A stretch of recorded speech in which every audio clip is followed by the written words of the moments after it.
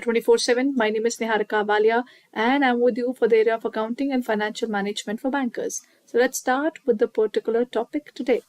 Today we are going to cover up the topic from the point of view of the financial statements of an organization. This is how the financial statements of an organization looks like.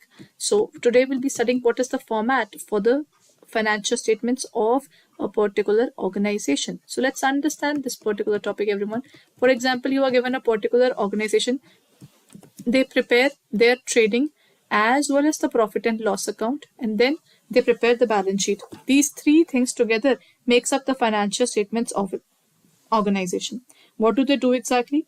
In this case, what they do is number one, that is first of all, they find out the profits or losses during production, and then to sell that particular thing, they would do the selling, administration, and other work. That is what they define as this part. So, if we talk about this area, this is nothing but there are two sides. First is called debit side, the second is called the credit side. Here, what they call it, it's a nominal account which helps to find out whatever profit or loss the organization has earned during the year. First of all, they will record whatever their production portion is. When we talk about the production, it's about writing the opening inventory first, the opening inventory here, and if there is a closing inventory, it would be written here. The closing inventory, that means the stock that you have in terms of the stock which is not sold, that would be recorded as closing inventory.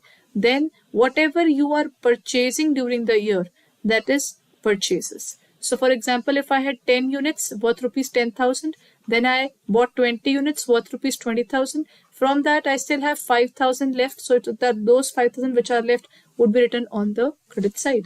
And once we are trying to prepare something, the next point that comes is we will incur expenses on production.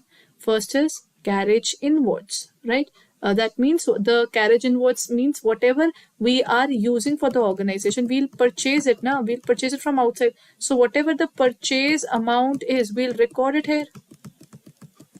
Then any money which is basically returned outwards, whatever the goods which are purchased, and now we are returning it back. It is return outwards. Then, okay, this is not the format. So in this case, we will write it in this way, and then we will find out our total profit or loss account. And then what they do is they will find out the sales is written on the credit side, and then they find out the gross profit or the gross loss. To explain it in a proper way, they prepare a trading account. Under trading account, what do we have? This side is the debit side, this side is the credit side. This is the expense side, and this is the income side. It is not written that way. It's just written particular an amount. But yes, when we record it in this way.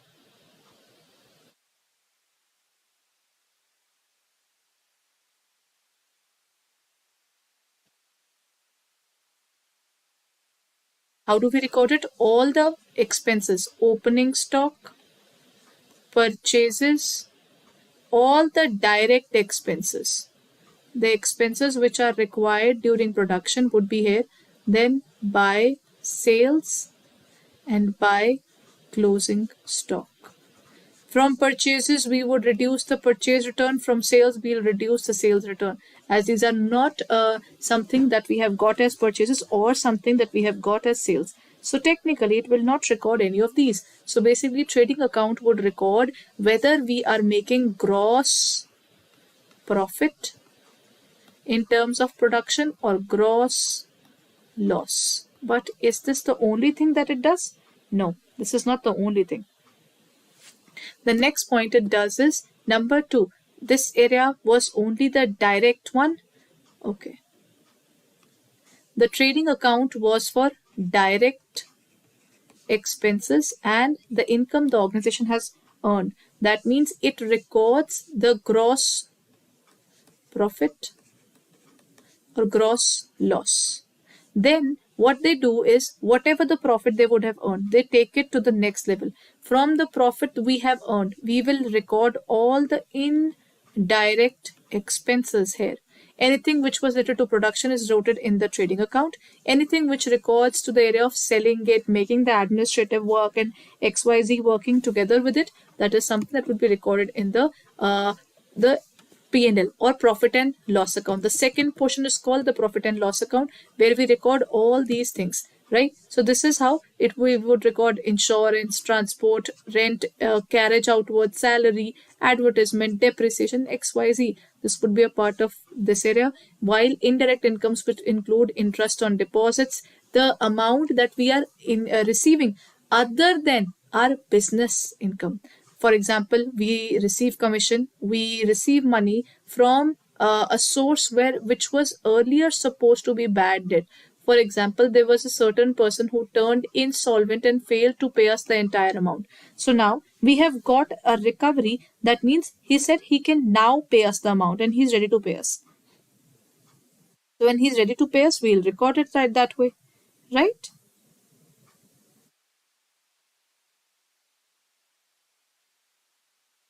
So what next are we going to talk about? The next point that is going to come is the balance sheet. This is a statement, while the first thing that we did was an account. When we talk about the statement, that means what do we record in this area? First of all, the balance sheet is a statement which records, it's a T-shape account. It's a T-shape statement wise. It's not debit or credit. It says one side is called the asset side and this side is called the liability side. How do they specify? The assets would include all the current as well as the non-current assets. Current assets means any asset which is used for more than 1 year, and non-current means any asset which is used for which is used for more than 1 year is current. Non-current, and anything which is used for more than 1 year is non-current. So if I receive the money within the year from you, then you are my current asset. Otherwise, you're a non-current asset for me. So that's the total assets. And when we talk about the total liabilities, it refers to the liabilities that we are incurring in the organization. That means sometimes our money is not enough to raise the capital. Sometimes we need money from outsiders. So we need current as well as non-current liabilities. So when we talk about the current and non-current liabilities, it would include everything that relates to the area of total liabilities. If we are supposed to pay to anybody if we are supposed to pay to anybody within a particular year, it is called current liability. If we are supposed to pay to someone and we are supposed to pay after an year, for example, our long-term loans, it's a non-current liability. Now, but the point is, if we are taking money from outsiders, obviously we are supposed to pay from our pockets as well. That is the share capital. That means the money which the owner of the organization is putting into this. Plus, if any money is saved by the proprietor or the organization for its future use, they call it the retained earnings. So this is what makes up the financial statements of the organization: the trading account, and then we record the profit and loss account, and then we record the balance sheet. Right? That's the balance sheet. So this is 1 and this is 2.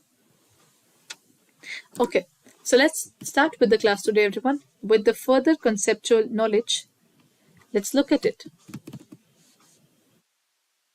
The question says, if a customer files a legal suit on business, it is considered in the books as legal expense, liability, contingent asset, or a contingent liability.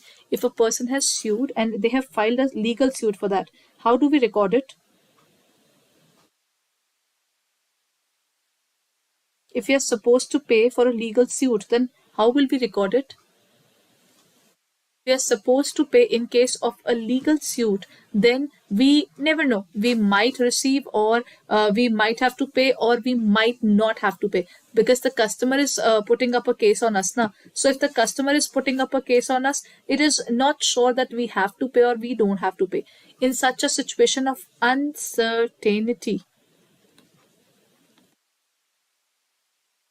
in case of uncertainty, we call it a contingent liability. Right? So let's move on and talk about the next one. Dash represents the potential obligation that could be created depending on the outcome of the event.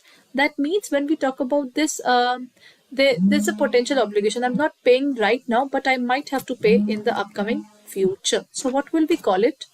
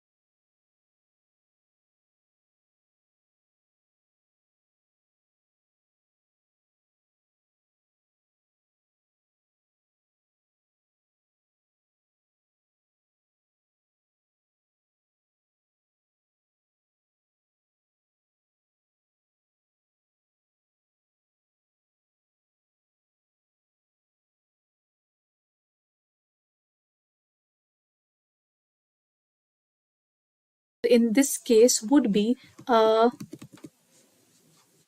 contingent liability, right? The liabilities which we are not sure we might have to pay, but we can pay in the upcoming future. That means it's a burden on our head. If it's a burden, then it's a contingent liability. Anything which has uncertainty would be recorded there. Among the following, next is which of the following is an event? Sale of goods for rupees 5,000, closing stock worth rupees 4,000, purchases of goods worth rupees 8,000, or rent paid 2,000. There is a difference between a transaction and an event. Do you know what's the difference between the two? In terms of a transaction, what we do is in terms of transaction, the transaction is something which is something just happened, and its impact or its effect is called an event. So in this case, sale is just a transaction, right? Then purchase is another transaction. Nothing else happens in this area.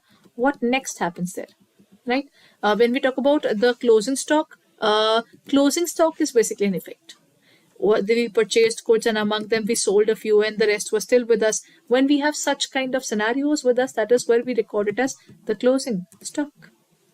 The unsold items, the closing stock is captured in the financial statements as the current assets. An event can be internal or external. Next question, everyone. This is the manager of the company receives a commission of 10% after charging such commission. The net profit of the entity was 5,50,000. The commission will be. They are saying the manager of the company receives a commission after charging. That means this 5,50,000 includes the commission. So if it includes the commission, the best way is whenever the question says after charging. So the best way to write it, take the profit multiplied by rate upon 100 plus rate. So that's the way we can record it. That is 5,50,000 into rate is 10 upon 110. So in this case, the value will come out to be 50,000. That's the answer. Such kind of questions can be asked. It can be either after or it can also be before. That means it can be 5,50,000 multiplied by 10%. When it says before charging such commission, then 10 divided by 100. Or after charging 10 divided by 100 plus 10%. That is rate upon 100 plus rate. Now the next question. The cash and bank is 20,000. Debtors are 2 lakh. Stock is 2,80,000. Current liabilities is given that there is a creditor and there is a bills payable. Then what is the value of the working capital, everyone? what is the value that we can record it as? The working capital. Working capital of an organization can be defined as WC is equal to CA minus CL. So how do we record it? It would be add up all the current assets and add up all the current liabilities. The current assets includes 20,000 plus 2 lakh plus 2,80,000. In terms of liabilities, add up 1 lakh plus 50,000. So it is basically, this current assets are a total of 5 lakh, while the current liabilities are of total 1,50,000. So what would be the working capital? Just deduct 5 lakh and 1,50,000, giving us a value of 3,50,000. That is our working capital. The formula for working capital can be defined as CA minus CL. This is the formula for the current assets minus current liabilities. So this is the end of the session. If you're preparing for this area, in the upcoming class, I'll discuss this particular financial statements in detail. So if you're looking forward to it, then kindly join the next class as well, where we will be talking about this in detail. So if you're preparing for the JAIIB examination and the CAIIB examination, so you can look forward to our website, that is www.adda247.com. As soon as you go to our area, you can click on the area of all courses, where you will find the JAIIB and CAIIB area. All you need to click is, either you click up the JAIIB CAIIB Ka Mahapack. In this Mahapack, you not only double validity is going on. This means if you take up the 6 months, if you take up the 12 months validity, it would be available for 2 years to you. But what is this Mahapack? Under Mahapack, you not only get the JAIIB plus you also get the CAIIB, plus you not only get the syllabus classes, but you also get the mock test series. You get each and every batch, not only the English medium, but also the bilingual batch, test series, MCQ batches that are coming up, numerical batches, case study batches, power pack revision batches just before the examination. Everything is open for you. All you need to do is click on this area, take up our batches and review it for further revision. So this is what you can do. You can take up this particular pack, which would ensure that you get live classes, mock test series, video solutions, all revision batches, all recorded batches, all the ebooks, numerical batches, case study batches. Everything is available for you under this. So if you're preparing for this examination, so kindly hurry up and check it out on our website or in our app. All you need to do is click on the area of buy now. And as soon as you click on the area of buy now, you can use the code buy 541 and you will get it at 81% discount and 2 years validity. That means 12 plus 12 months validity, which is a win-win situation for you. So if you're preparing for this examination, so kindly check it out on our website or in our app and take up the course as early as possible. Thank you everyone. We'll be meeting in the next class soon.